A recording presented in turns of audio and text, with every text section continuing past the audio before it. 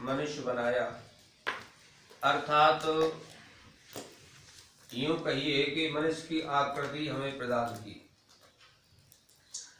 अन्य पशु पक्षी को बनकर आते हैं, ये नहीं कहा जाता भैंस तू भैंस बन जा, गाय तू गाय बन जा, लेकिन मनुष्य को कहा जाता मनुष्य तू मनुष्य बन जा। इसीलिए संसार में सारे बुद्धिजीवी समझदार लोग प्रयास करते हैं कि मनुष्य को संस्कारवान बनाने के लिए अनेक प्रकार के विद्यालय, स्कूल, डिग्री कॉलेज खोले जा रहे, मनुष्य सुधर जाए, लेकिन उतना ही बिगड़ता जा रहा है। कहीं न कहीं खोट जरूर है। खोट यह है कि हम अपने मूल से नहीं जुड़ पाए।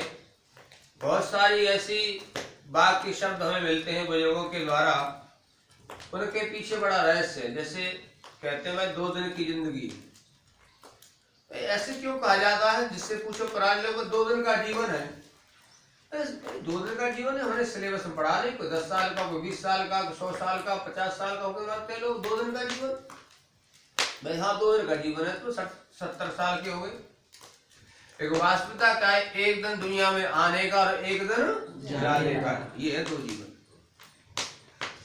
कुछ लोग कहते हैं जीवन 4 दिन का है, ये भी प्रचलन है, सुना होगा। तो 4 दिन का जीवन है, फिर अंधेरी रात। ये 4 दिन कौन से हैं? वो 4 दिन वो हैं 25 वर्ष विद्यार्थी जीवन, ब्रह्मचर्य काल, 25 गृहस्थ, फिर वानप्रस्थ और संन्यास। ये 4 दिन है, और 4 दिन पूरे नहीं कर पाता व्यक्ति। वैज्ञानिक जितने वैज्ञानिक हैं उन्होंने ये घोषणा की थी संसार को हरित क्रांति लाएंगे, अन्न से भर देंगे, और ऐसा हुआ भी। जो वही वैज्ञानिक अब क्या कह रहे हैं शर्मा जी, ये अब जो अन्न है डीएपी यूरिया का, ये किडनी फेल, लीवर फेल, और औसतम आयु कितनी बता रहे हैं? बता भाई 60-65। अच्छा ये वैज्ञानिक, वो वैज्ञानिक बढ़िया है, भले ही वो आज की डिग्री उनके पास नहीं थी, लेकिन वो जानते थे कि हमारा स्वास्थ्य कैसे ठीक रहेगा। आज पुनः उसी बात की आवश्यकता लोग लौट रहे हैं कि भाई जैविक खेती करो, उस प्रकार से रहो। आज अनेक प्रकार की बीमारियां बदल बदल के हमारे सामने आ रही हैं। अब फिर कोरोना की धमक है, सब भयभीत भी है। चीन की हालत क्या है, जिसने सारी दुनिया को तबाह किया हो, परमात्मा व्यवस्था से वो व्यक्ति बचेगा क्या? इसलिए ऐसा क्यों है? ऐसा इसलिए पता नहीं हमने कितने जीव जंतुओं को सबको मार के खा गए। तो सांपों की खेती होती है, एक देख रहा था मैं टीवी पर, खेती होती, सांप पाले जाते खाने के लिए, यानी कोई भी उनसे कुत्ता बिल्ली भी नहीं बचा, सब खा जाते हैं। अच्छा बताओ, और तुम्हें कोई मार खाए तो कैसा लगेगा? तुम भी तो इस मनुष्य के एक पशु ही तो हो, एक प्राणी हो, वो भी प्राणी है। इसलिए इससे बचना तो एक ही उपाय है जो तुम्हारे पुरखों का बताया हुआ है। अपने आयुष मंत्रालय ने काढ़ा बताया था, उस काढ़े को तुम्हारे घर रोज प्रयोग करते, पर तुम्हें ये पता नहीं था इसका प्रयोग इतना लाभकारी है, ये नहीं पता तुम्हें। हल्दी कितनी गुणकारी है, जीरा कितना गुणकारी है, सौंठ कितने गुणकारी है, लौंग काली मिर्च कितने गुणकारी है, तुलसी कितने गुणकारी है, इनका काढ़ा। और वायु से तेजी से फैलता है वायरस, इसलिए हमें अपने घर में अग्निहोत्र की व्यवस्था जरूर रखनी चाहिए। हवन एकमात्र उपाय है, आप नित्य व्यायाम करें और शुद्ध भोजन करें। वर्तमान के मौसम में, जैसे ये मौसम में हमें क्या खाएं? जैसे हम खजूर खा सकते हैं, 1-2 बादाम ले सकते, ज्यादा नहीं, 1-2 बादाम ले सकते हैं। अन्य इससे संबंधित इस मौसम के जो फल आदि है, सब्जी आदि है, अपने आहार के हिसाब से ले सकते हैं। तो आपकी विल पावर है, अगर क्षमता वो बढ़ेगी, और ज्यादा मात्रा में लो तो घटेगी।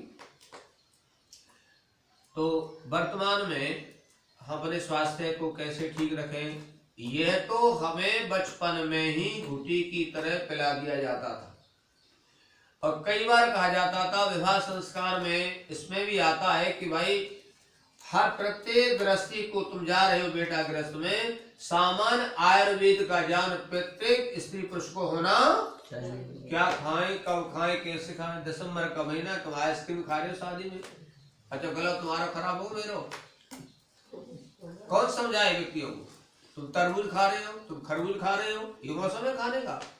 अरे गुड़ खाओ, बाजरे की रोटी खाओ, मक्के की रोटी खाओ, कई मिला के अन्य प्रकार खाओ, बथुआ खाओ, ये खाने की चीज है, लेकिन उल्टा ही खाए जा रहे हैं, तो तुम भी नहीं बचेंगे। इसलिए हमें लौटना पड़ेगा अपने मार्ग पर।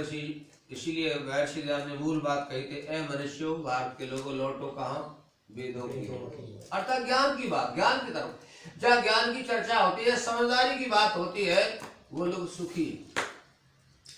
इसलिए आज आपके पिताजी की पुण्यतिथि है। अब तो अनुमान लगा लिया था, तुमने बताया तो था नहीं, अब बताया, तो हम पुण्य कार्य करें भाई। हमें अपने पिताजी के, अपने गौरव को बनाए रखें। मेरा दुर्भाग्य था क्योंकि जीवन काल में घर में आ ही नहीं पाए। कितनी बार कहा हुआ, और करीब 30 साल से, सन 85-86 से मेरा परिचय है। आचार्य पे मिश्र समझती लिखा नहीं आया कभी। खैर अब पता नहीं, परमात्मा की ऐसी व्यवस्था है, संयोग वियोग संसार में चलते बहनों। भगवान से प्रार्थना है कि हम सब सच्चे अर्थों में अनुपिता के पुत्र हैं, माता पिता के भक्त बने, ईश्वर भक्त बने। और ये जो अवसर है, हम जो अच्छा काम करते हैं तो यश अपने पूर्वजों को मिलता है, और गलत काम करते अपने से मिलता है। सीधी सी बात है। एक तो होता भौतिक शरीर, एक होता अभौतिक। कहते हैं सूरत से कीरत बड़ी, बिना पंख उड़ जाए, और सूरत तो जाती रहे, कीरत कभी नहीं जाए। सूरत तो मिट जाती है, लोग जला देते हैं, खत्म हो जाती, आकृति मिट जाती है, लेकिन यश रूपी कीर्ति है वो मिटती नहीं जब तक दुनिया रहेगी। तो जीवन में ऐसे काम करो जिससे अपने माता पिता का, अपने समाज का नाम ऊंचा हो, हमारा स्वास्थ्य ठीक रहे, हमारी तीनों प्रकार की उन्नति होती रहे, शारीरिक उन्नति, आत्मिक उन्नति और सामाजिक उन्नति। और इन सब का जो आधार है वो है शारीरिक उन्नति। शारीरिक उन्नति नहीं है तो आत्मोन्नति भी नहीं होगी, और आत्मोन्नति नहीं है तो सामाजिक उन्नति भी नहीं होगी। तो शारीरिक उन्नति क्या करें हम, नित्य अपने ऐसा भोजन करें, इस प्रकार से व्यायाम करें जो व्यायाम हमें हमारे अनुकूल है, और वही भोजन करें जो हमारे अनुकूल है। फिर आत्मोन्नति कैसे होगी, आत्मिक उन्नति होगी ईश्वर की उपासना और स्वाध्याय करने से। आत्मना प्रतिकूलम परेशान समाचर, ऐसा आचरण हम करें दूसरों के साथ जो हमें स्वयं पसंद हो। ये सरल सी परिभाषा में ऐसी व्यास ने दे दी। तो धर्म किसे कहते हैं, आत्मना प्रतिकूलम, जो आपकी आत्मा के प्रतिकूल आचरण है वो मत किसी के साथ मत करो, वही धर्म है। और फिर क्या होगा, फिर सामाजिक उन्नति होगी। तो समाज उन्नतिशील कब बनेगा, जब तुम उन्नतिशील होंगे। जब हमारी अवनति होगी तो समाज भी गहरे गड्ढे में चला जाएगा। इतनी शक्ति भक्ति भगवान ने हमें दी है। ये तो ऋषि दयानंद जी महाराज की कृपा है जो हमें सोचने की शक्ति दी। तो पूछा गया खुदा कहाँ रहता है, 7वें आसमान पर, एक तरह 4थे आसमान पर। आसमान से आसमान दूरी कितनी है, तो मुल्ला जी चुप, पता ही नहीं था। हमारे यहाँ तो तमाम आडम्बर फैल गई। हनुमान जी सूर्य को गालम दे गए, मोहम्मद साहब ने एड़ी से चक्की चाक के 2 टुकड़े कर दिए। ये दोनों ही कब पाए, हनुमान ने गालम दो सूर्य, हनुमान की एड़ी से 2 टुकड़े करे। इन बातों को पर्दाफाश करने वाला, सच को बताने वाला हमारे बीच में एक ऐसा देवता आया गुजरात धरती से चलकर, जिसका नाम था महर्षि दयानंद। तो उसी का जो बताया जो मार्ग है, जो वेद का मार्ग है, ईश्वर का मार्ग है, मैं ये कह सकता हूँ आर्य समाज का जो मार्ग है वो ईश्वरीय मार्ग है।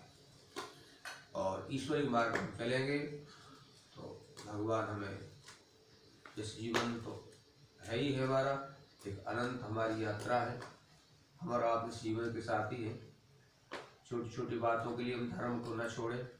धर्म नित्य है, हम और आप नित्य, आज है कल नहीं रहेगी। अनंत यात्रा जीवात्मा की करता चला यहाँ करता थोड़े से कार्य के लिए, थोड़ी सी स्वार्थ में हम धर्म को छोड़ दें अर्थात नैतिकता को छोड़ दें, सत्यता को छोड़ दें, तो ये ठीक नहीं है। नमस्कार, हेमराज भारती राजपूत चैनल पर आप सभी का हार्दिक स्वागत है। वीडियो को स्किप न करें, पूरा वीडियो अवश्य देखें, जिससे हमारे प्रवचन, भजन, सत्संग, संकीर्तन, वैदिक, साहित्यिक, ऐतिहासिक कोई भी आपसे छूटे नहीं, संपूर्ण आपको प्राप्त होते रहें। अभी तक आपने हमारे चैनल को सब्सक्राइब न किया हो तो सबसे पहले कृपया हमारे चैनल को सब्सक्राइब कर लें। बेल आइकन यानी घंटी, 3 घंटी में से ऊपर आल वाली घंटी को अवश्य दबाएं। आल वाली घंटी सबसे पहली। तथा वीडियो पसंद आए तो लाइक करें। कोई सुझाव यदि हो तो कमेंट में अवश्य दें।